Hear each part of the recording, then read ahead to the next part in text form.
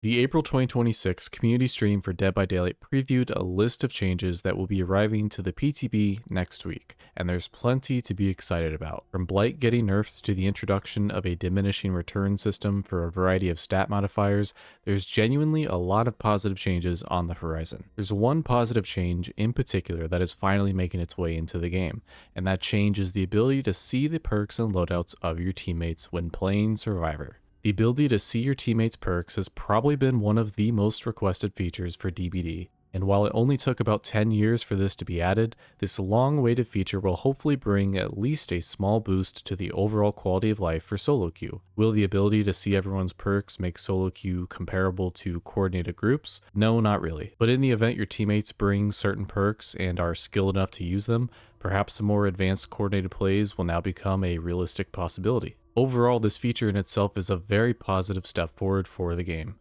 However, there are two important points of interest that this feature presents that I need to dissect a little bit. The first point of interest involves the ability to see the specific killer that you're playing against. There's an obvious level of concern about giving survivors the ability to see who the killer is seconds into a match. This not only removes any element of surprise for stealth killers, but it also eliminates the potential for any non-stealth killers to use certain perks or add-ons that can grant stealth at the beginning of a match as well. There's also potential problems with trap-based killers having less time to set up traps in a sneaky way to catch survivors off guard, but these concerns are not even the most intriguing part about all of this. Upon the reveal of the teammate perk preview, it was noted that allowing survivors the ability to see the killer is very much an intended design choice. This change caught me by surprise for a few reasons, but mostly because this is a sudden change in a long-standing design philosophy, and it's not just any change. The devs have performed a full 360. The funny thing about the killer being included in the match details tab is that it's not the first time in DBD's history that the killer has been revealed at the start of a match. Way back in 2016, there was a guaranteed and immediate way for the killer to be revealed the second a match loaded in. When a survivor loaded into a match, they could instantly know who the killer was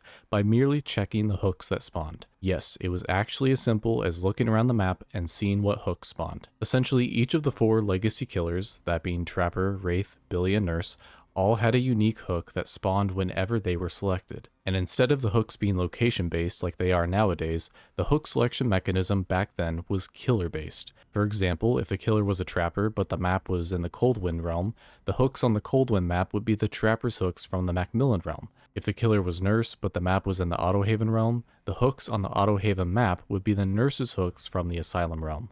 And yes, this meant that even a stealth killer like Wraith could be instantly revealed as the killer without having to physically see the Wraith or hear his bell. The hook selection worked like this for all maps up until the release of the Halloween chapter, upon which the hook system would now be location-based instead of killer-based. Having the hooks become location-based instead of killer-based allowed for more surprises from killers, while also not disrupting the overall map theme with changing the hook designs. Since this hook system changed, the overall design philosophy has remained the same, and that philosophy is to keep the killer initially a mystery at the start of a match. Now granted, there are some killers who have a specific map element or UI that can reveal who the killer is at the start of a match. However, there's still plenty of killers who can greatly benefit from the element of surprise. But with that being said, by intentionally designing this new version of the match details screen to reveal the killer at the start of a match, it feels like we've gone full circle back to where DBD started with the hook spawn system. And while this is certainly one of the smaller design philosophies in the world of DBD,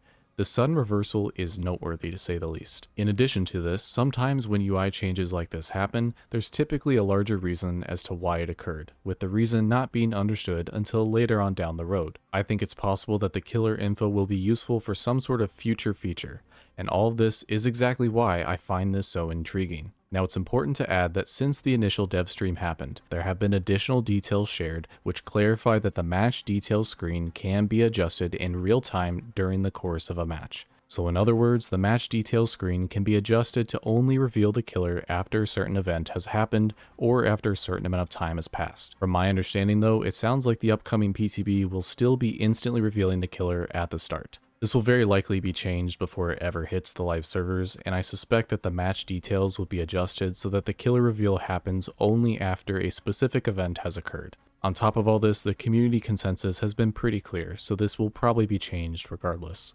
The second point of interest involves the required step to access the perk and loadout information itself. In order for a survivor to view their teammates' perks and loadouts, they must tab out of the match and view the match details. This may not seem that bad at first glance. However, I do have a small fear that requiring a survivor to tab out of the match to get more information may have a slight negative impact on how the start of a match plays out. And while I understand that the in-game HUD may not be fully conducive to having a bunch of perks visible under each survivor, having survivors be tabbed out and distracted with reading everyone's perks at the very beginning is not an ideal scenario to experience. More specifically, survivors could be too focused on reading perks and spending less time doing objectives and less time reacting to an approaching killer. For example, imagine a scenario where a survivor loads into a match and they take the first 10 seconds or so to view their teammates' perks, and then all of a sudden, bam, a blight is in their face. Basically, there's an increased chance for reduced reaction times at the start of a match, which could lead to some easy snowball potential for the killer. This is just a small fear though, so I've not totally lost hope on how this could play out.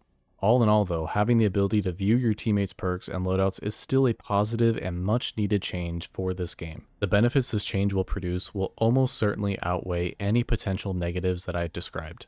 Ultimately, I am ecstatic that solo queue is finally getting a much needed quality of life improvement, even if the improvement itself is rather simplistic. And if the main goal is to close the gap between solo queue and Swifts, this is absolutely a necessary step in that process. Alright, that's all for now. Thanks for watching.